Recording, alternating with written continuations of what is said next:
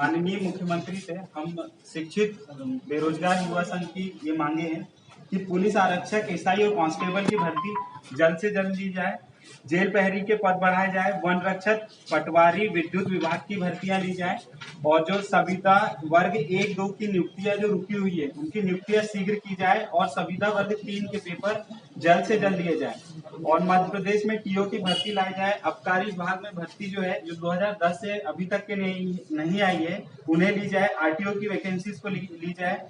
कला संस्कृति के रिक्त पदों पर भर्ती की जाए। अन्य विभाग में सभी रिक्त पदों पर भर्ती निकाली जाए तथा भर्ती प्रक्रिया नियमित हो, सीईटी निरस्त हो, जो कि अभी मध्य प्रदेश सरकार ने जो अभी नया पैटर्न लाया है और वो जो सब पे विजिबल सॉल्यूशन नहीं है, इसलिए हम चाहते हैं कि सीईटी निरस्त हो, अधिकतम आयु सीमा बढ़ाई जाए, भर्तियां पारदर्शी हो और पीईबी के माध्यम से हो, बेरोजगारी भत्ते का प्रावधान किया जाए, भर्ती प्रक्रिया नियमित समय सीमा में हो, प्रश्न पाठ्यक्रम के अनुसार आए जो सिलेबस के अकॉर्डिंग होना चाहिए, पदों की संख्या पहले से निश्चित की जाए कि हर साल उतने पद आना चाहिए और उनमें भी पारदर्शिता हम चाहते हैं। सभी भर्तियां निश्चित अवधि में हो। आगामी विगत वर्ष जो 2018, 19 और 20 की जो भर्तियां हैं जो अभी तक के नहीं आई है उनको भी इसमें शामिल किया जाए, वो भी भर्तियां अब लाई जाए। मध्य प्रदेश की भर्तियों में मध्य प्रदेश के मूल निवासियों को स्थान दिया जाए, जो कि अभी तक सारे स्टेट के लिए था, अभी तक नहीं दी जा रही थी। तो हम चाहते हैं कि मध्य प्रदेश के मूल निवासी ही यहाँ की जो वैकेंसी है उसके लिए एलिजिबल हो।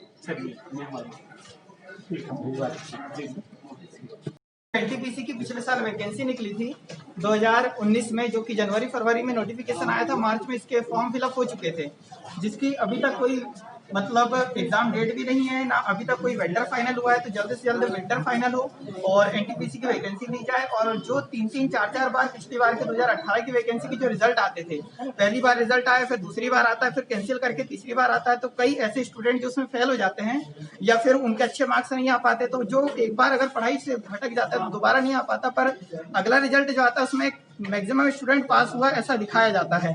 तो इस कंडीशन में बहुत सारे जो स्टूडेंट है वो डिमोटिवेट हो जाते हैं और इनका जो अवसाद में अगर चले गए तो इनका भागीदार कौन है। तो ऐसी कंडीशन ना हो, एक बार रिजल्ट आए और जो नॉर्मलाइजेशन हो इसका पूरी पारदर्शिता बरती जाए कि जो नॉर्मलाइजेशन होता है हो रहा है वो किस आधार पे हो। कोई ऐसे स्टूडेंट है जिनके 60-62 पहले से नंबर है और कुछ ऐसे स्टूडेंट जिनके 10 से 15 नंबर कम है और उनके नंबर इतने नॉर्मलाइजेशन में बढ़ जाते हैं कि उनकी ज्वाइनिंग हो जाती है, जिसके अच्छे नंबर थे वो रुक जाता है। और जब 100 नंबर का पेपर है तो नॉर्मलाइजेशन में ऐसा नहीं होना चाहिए कि 100 नंबर से ज्यादा हो जाते हैं, किसी के 110,000 है, किसी के 120,000 है। जब 100 नंबर का पेपर है तो नॉर्मलाइजेशन में भी 100 से ऊपर ना जाए नंबर। तो इसमें कहीं ना कहीं एक बच्चों के माइंड में ये आ जाता है कि ये चल क्या रहा है, क्योंकि 100 नंबर तक की सारी चीजें होनी चाहिए। और एसएससी की भी जो वैकेंसी है, ये तो पूरा रेलवे का हुआ, और एसएससी की जो वैकेंसियां ये नियमित आ रही है, परंतु उनके जो पेपर है और उनकी ज्वाइनिंग अभी तक नहीं हो पा रही है। 2017 वालों का अभी तक ज्वाइनिंग लेटर नहीं आया, पूरे 4 साल कंप्लीट हो गए हैं। 2018 के बहुत सारे रिजल्ट अभी तक घोषित नहीं किए गए हैं, जैसे वहां पर CHSL हो सकता है, CHSL है और वहाँ CGL है। CGL के 2018 का रिजल्ट एग्जाम डेट दे दी है कि हम फाइनल कर देंगे, पर क्या गारंटी कि हम यहाँ संतुष्ट हो जाए कि एग्जाम रिजल्ट दे देंगे या फिर जो आंसर किए वो दे देंगे, क्योंकि अभी तक जितने बार भी ऐसा बोला गया है कभी भी डायरेक्टली जिस डेट पे रिजल्ट का घोषित किया उस डेट पे रिजल्ट नहीं आया है। और मध्य प्रदेश की वैकेंसी के बारे में अगर चर्चा करें तो जैसे सबसे बड़ी जो वैकेंसी है मध्य प्रदेश राज्य सेवा आयोग की एमपीपीएससी अगर 2017 की भर्ती की बात करें तो उसमें बहुत सारे ऐसे क्वेश्चन आए जो कि हटा दिए गए। तो हमारा जो आयोग है, आयोग में जो सदस्य वहां पर गए हैं, क्या वो एग्जाम का जो लास्ट में जो एग्जाम के क्वेश्चन पेपर बनते हैं क्या उसको क्रॉस चेक नहीं होता है? 4 से 5 क्वेश्चन हटा दिए जाते हैं और उसमें बहुत सारे ऐसे लोग हैं जो 1-1, 2-2 नंबर से रह जाते हैं। तो हम ये चाहते हैं कि वहां पर जो आयोग में बैठे सदस्य है वे ऐसे हो जो क्रॉस चेक भी करे। इस तरह से अगर क्वेश्चन हटा दिए जाएंगे तो बहुत सारे लोग पीछे रह जाते हैं। तो इस तरह से एग्जाम पैटर्न में पारदर्शिता लाया जाए। और मैं ये भी चाहता हूं कि जो मध्य प्रदेश सरकार है यह एक भर्ती आयोग का गठन करे, क्योंकि अगर हम एमपीपीएससी 2013-14 की बात करें, 2013-14 में लोकसभा चुनाव हुए, उस वजह से 13 की वैकेंसी 14 में आई। उसी तरह 2018 में चुनाव हुए तो 18 की वैकेंसी 19 में आई। तो इस तरह से एक साल व्यक्तियों का बर्बाद हो जाता है, वो माइग्रेन की प्रॉब्लम से जूझने लग जाते हैं छात्र। और इस तरह से बहुत सारे छात्र तो ऐसे होते हैं जो आत्महत्या जैसी कदम को उठाने लगते हैं। तो इस तरह से ये जो सरकार है, सरकार कुछ कदम उठाए ताकि जो युवा बेरोजगार है इन्हें रोजगार भी मिले और मानसिक तनाव से ग्रस्त भी ना हो।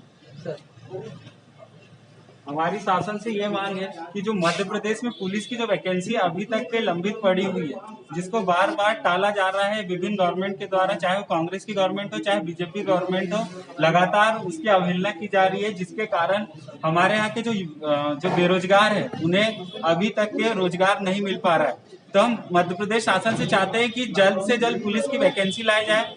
दूसरा मुद्दा ये है कि विभिन्न राजनीतिक पार्टियां अपने लाभ के लिए लगातार जो सरकारी कर्मचारी है उनकी सेवानिवृत्ति की जो आयु है अपने राजनीतिक फायदे के लिए लगातार बढ़ाए जा रहे हैं।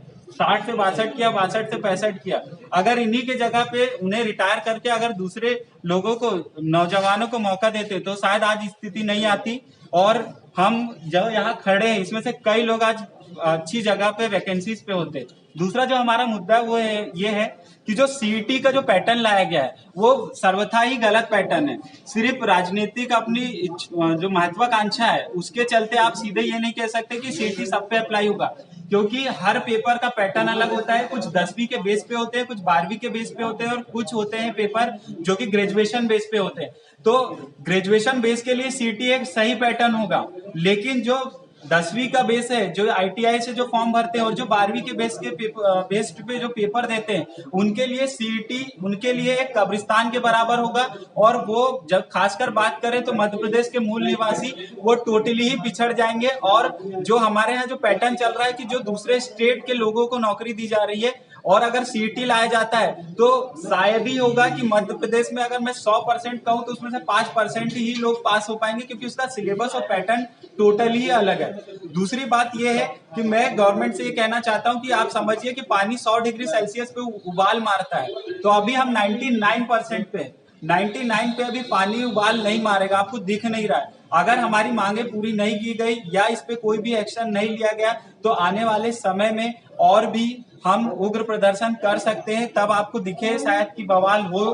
तो हम चाहते हैं कि जो भी हमारी मांगे पूरी की जाए। और जो दूसरे स्टाफ है या दूसरी जो वैकेंसी जैसे दूसरे डिपार्टमेंट है, जैसे आबकारी की बात करें, टीओ की बात करें, आरटीओ की बात करें, यहाँ पर कुछ ऐसे डिपार्टमेंट है जहाँ 2016 से वैकेंसी नहीं आई, कुछ में तो 2010 से वैकेंसी नहीं आई।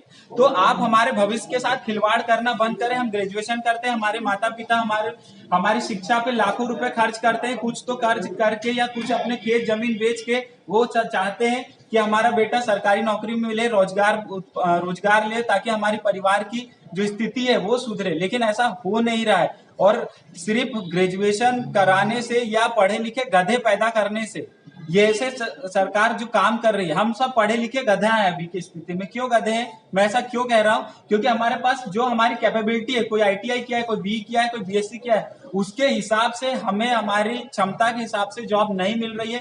तो शासन से हमारी उम्मीद है, दरखास्त है, रिक्वेस्ट है कि प्लीज जो भी डिपार्टमेंट में लंबित नियुक्तियां हैं उन्हें लाया जाए और उन्हें पारदर्शी माध्यम से उनके पेपर कराए जाए, पीबी के माध्यम से हो। हम सीईटी पे भरोसा नहीं करते क्योंकि आप उनका स्ट्रक्चर समझ चुके हैं, मैंने बता दिया है।